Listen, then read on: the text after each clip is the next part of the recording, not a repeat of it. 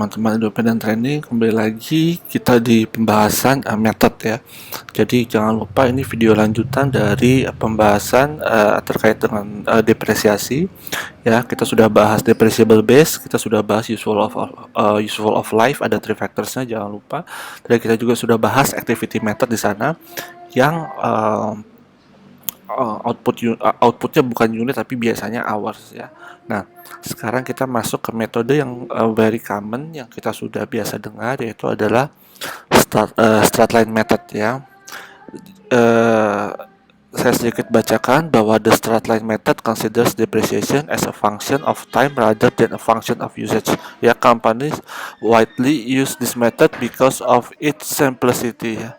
Kemudian the Stratline procedure is often the most conceptually appropriate ya.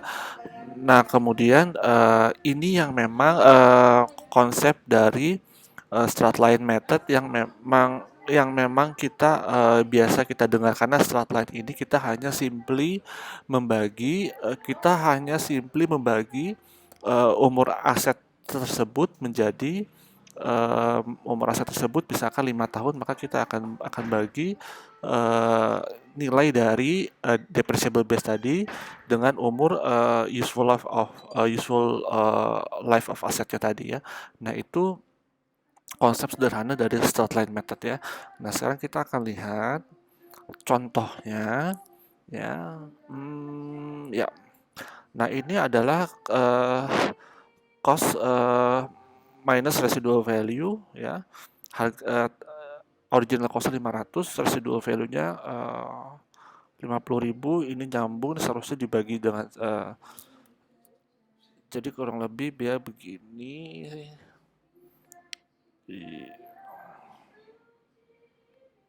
Seperti ini, ada 3 komponen sebetulnya jadi satu baris. Iya.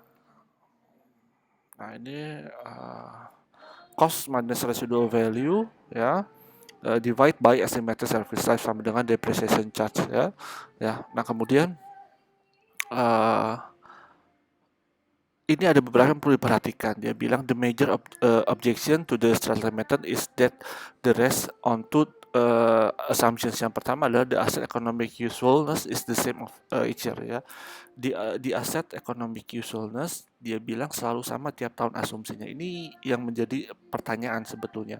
Apakah kita bisa mengasumsikan bahwa usefulness of asset, economic usefulness itu selalu sama tiap tahun? Ada pakai mobil tahun pertama, apakah sama memiliki kapasitas untuk bisa mengangkut di tahun kedua?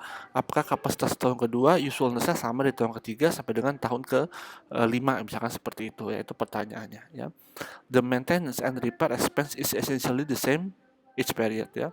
Apakah biaya maintenance dia bilang dan biaya repair expense ini selalu sama tiap tahunnya? Apakah mobil Anda diservis tahun pertama biayanya X rupiah, di tahun kedua juga also the same X rupiah, sampai dengan tahun kelima also the same X rupiah? Ini yang menjadi challenge questions dari asumsi Stratline method ya. But this is very common, this is very simple, makanya kita biasa menggunakan Stratline method. Walaupun teman-teman nanti memiliki pertanyaan challenge question tadi, kenapa kita mengasumsikan Stratline padahal bisa jadi usefulness of asetnya bisa berbeda tiap tahun. Anda memiliki mesin fotokopi dalam satu tahun bisa 100 rim ya, karena tidak ada kerusakan. Di tahun kedua Anda rasakan kok pada saat 1 tahun 1 bulan tuh minimal dia pasti ngehang dalam waktu 6 jam. Anda bisa cumulated 6 jam aja sebulan, berarti setahun tuh bisa 60 jam dia ngehang dalam rangka ngeprint saja. Nah, 60 jam itu sama dengan equal with berapa rim of paper ya. Nah, itu yang menyebabkan pertanyaan economic usefulness apakah selalu sama tiap tahun. Yang kedua, kalau teman-teman bilang Stratline method juga is also simple, adalah kita selalu mengasumsikan bahwa maintenance and repair expense itu always the same every year ya. Pertanyaannya adalah apakah seperti itu ya. Nah, itu yang menjadi challenge questionnya ya. Kemudian kita akan lihat one additional problem ya. Ini saya highlight that occurs in the using Stratline as well as some other method is that distorsi in the rate of return analysis income divided by asset ya. mengindikasikan how the rate of return increase given constant revenue flow because the asset book value decreases ya. Jadi ini ada rate of return yang challenge questionnya lagi adalah dia selalu jumlahnya naik ya karena depreciable income-nya tetap ya. Income-nya tepat, income-nya dia tetap tapi nilai dari book value-nya dia terus turun, book value of asset-nya ya. Nah, jadi di sini kita akan lihat ini 500.000 ya di initial asetnya, initial year-nya ya, depreciation expense-nya 90.000 ya, karena 500 minus 50 divide by 5 years, maka dia menjadi 90.000 ya. Ya, kemudian undepreciated asset book value-nya 410, income-nya itu dia 100.000, jadi 100 per 410 ya sama dengan 24. Pertanyaannya, loh Pak, kenapa kita tidak bisa menaikkan income-nya? Apakah kita bisa mengasumsikan karena apa? Ingat matching cost against benefit ya. Bagaimana bisa uh, when expense-nya dia almost the same tapi Anda mau insist atau memaksakan bahwa income-nya it should be increase ya tiap tahun ya. Karena apa? Expense-nya juga jumlahnya sama. Nah, dan kemampuan capability of mesin, apakah kita bisa naikkan, kita bisa doublekan pada saat di tahun-tahun berikutnya semakin naik income-nya. Nah, itu menjadi tidak rasional karena kan mesin itu dalam 1 tahun dia sudah berkapasitas produksi maksimal ya. Jadi di tahun kedua ya dia sebetulnya logikanya tidak bisa dipaksakan unless Anda menambahkan edit a new machine ataupun Anda mengganti mesin Anda dengan mesin yang kapasitasnya jauh lebih besar, baru Anda bisa menaikkan income. That's why rasionalnya income-nya selalu almost the same, cause when there's a cost against benefit ya, dia seharusnya nilai tidak boleh vary, tidak boleh terlalu bervariasi ya. Nah, itu yang menyebabkan di sini menjadi 200% karena apa? Income divide by asetnya 100 dibagi dengan 50.000 ya. Itu yang menjadi challenge lagi question. Jadi ada 1, 2, dan 3 ya. Pertama, economic usefulness of asetnya kita melakukan simplicity of calculation, but in the same time there's also 3 challenge questions. Yang pertama adalah economic usefulness of yang bisa menjadi berbeda. Kita juga mempertanyakan apakah maintenance dari per expense selalu sama. Yang ketiga adalah rate of return-nya yang ternyata dia terus naik ya. Nah, itu yang menjadi distorsi tadi dia bilang terkait dengan perhitungan straight line method ya. Nah, sekarang kita akan lanjutkan itu straight line ya. Nah, sekarang kita pindah ke metode berikutnya ya, diminishing charge method. Diminishing ini sebetulnya kita mungkin lebih sering mengenalnya langsung kepada metode sum of the digits. Saya sudah highlight warna hijau ya. Kalau saya mengenalnya langsung kepada metode sum of the digit atau declining balance method. Jadi sebetulnya sum of the digit method ini dan declining balance method ini adalah sub dari diminishing charge method ya. Jadi sekarang kalau kita boleh rekap, ada activity method, kemudian ada straight line method, ada diminishing charge method. Diminishing charge method dibagi jadi 2, ada sum of the digit dan declining balance method ya. Sekarang kita coba lihat satu persatu. Sum of the digit ya, sum of the digit. The sum of the digit result in decreasing ya, saya highlight dulu. Okay, the sum of the digit method result in a decreasing depreciation charge based on a decreasing fraction of depreciable cost ya. Sama original cost less residual value. Each fractions atau pembagian uses the sum of the year as a denominator ya. 5, 4, 3, 2, 1 karena dia umurnya 5 tahun ya. Sama dengan 15 ya. Jadi nanti kalau 10 tahun ya perhitungannya 10, 9 seperti itu ya. Kemudian Anda jumlahkan ya. Nah, kita akan lihat langsung ke perhitungannya. Ini kayaknya masih memakai 500 dikurangi dengan 50 ya. Original cost-nya 500, residual value-nya 50.000. Ya, depreciation base-nya 450, remaining life in years-nya sisanya 5, depreciation fraction-nya ada 5/15 ya. Depreciation expense sama dengan 150, book value end of the year 350.000 ya. Terus sampai dengan nanti tersisa 50.000 ya. Nah, ini adalah kalau dia menggunakan sum of the digit ya. Nah, berikutnya kita pindah ke declining balance method ya. Oke, saya sudah highlight di sini. Unlike other method, the declining balance method does not deduct the residual value in computing the depreciable base ya.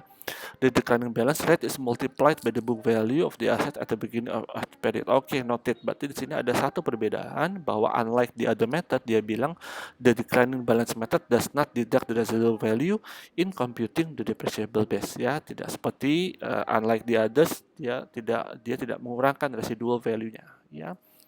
Nah, sekarang kita lihat contohnya saja langsung. Oke.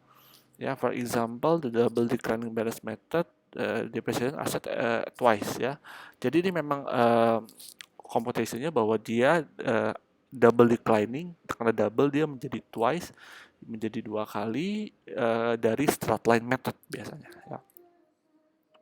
Nah, yang perlu kalau tadi teman-teman perhatikan di sini yang menjadi substansinya ya. Jadi di dalam setiap metode itu ada yang substansinya ya. Di sini teman-teman harus bisa mengeluarkan rumus fraction ini ya. Nah, tapi untuk di double declining kita akan lihat ternyata ada lagi yang harus teman-teman bisa keluarkan angkanya, yaitu adalah rate of declining balance ya.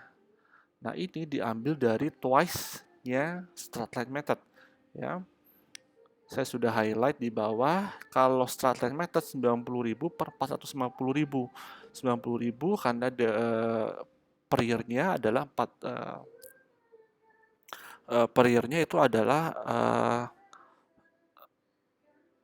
90.000 tadi dari straight line ya, di atas sudah dihitung.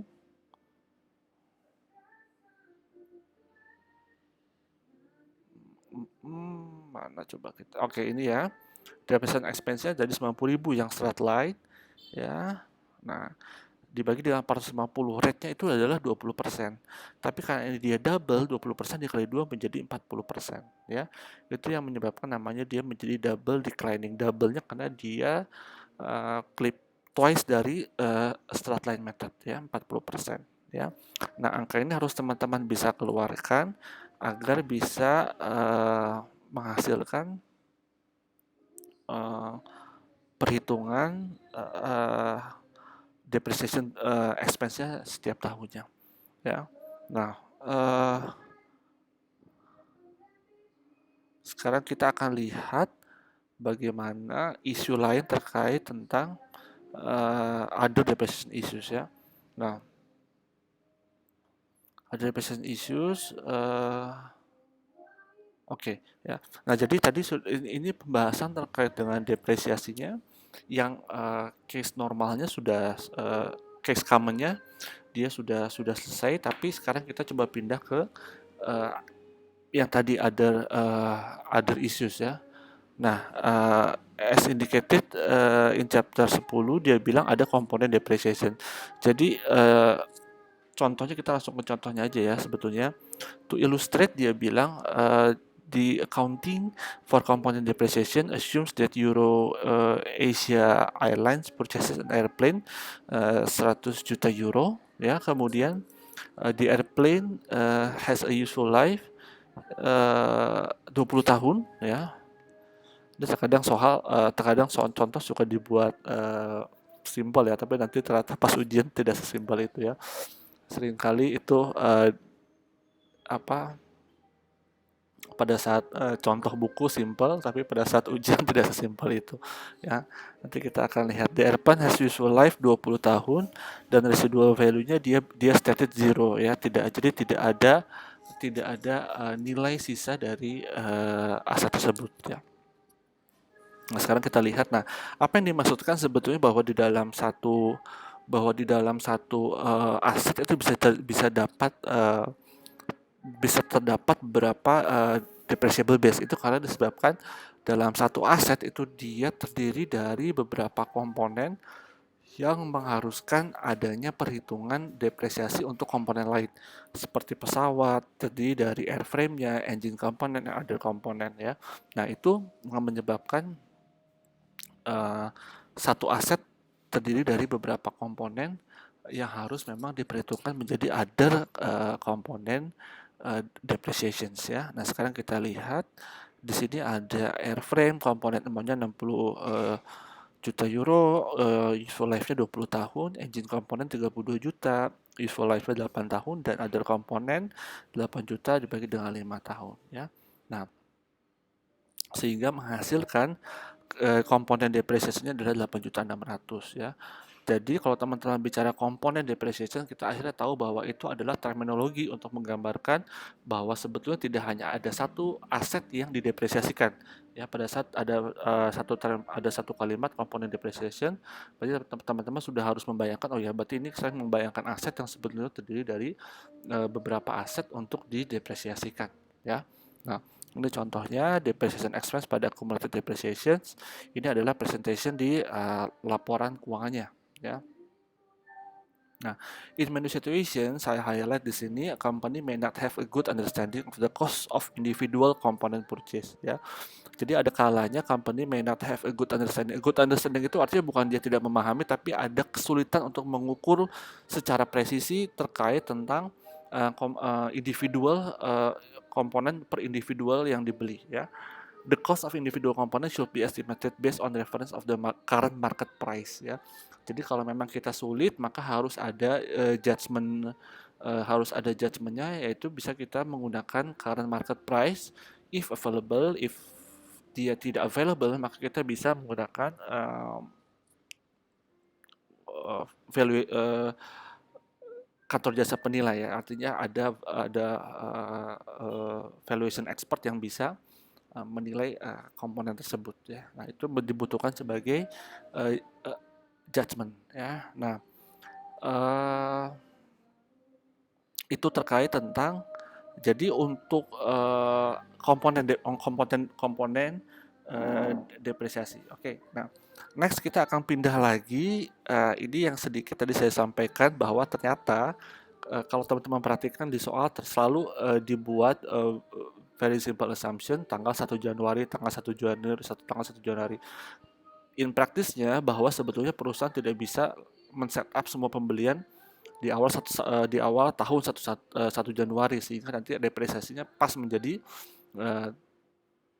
12 bulan di tanggal 1 Desember. Nah, ini nanti kita akan bahas di video berikutnya terkait bagaimana kalau misalkan ternyata dia membeli aset cut off-nya itu tidak selalu di awal tahun. Oke, jadi ini adalah variasi soal sebetulnya. Variasi soal nanti kita akan bahas di next video. Jadi tetap di pembahasan depresiasi.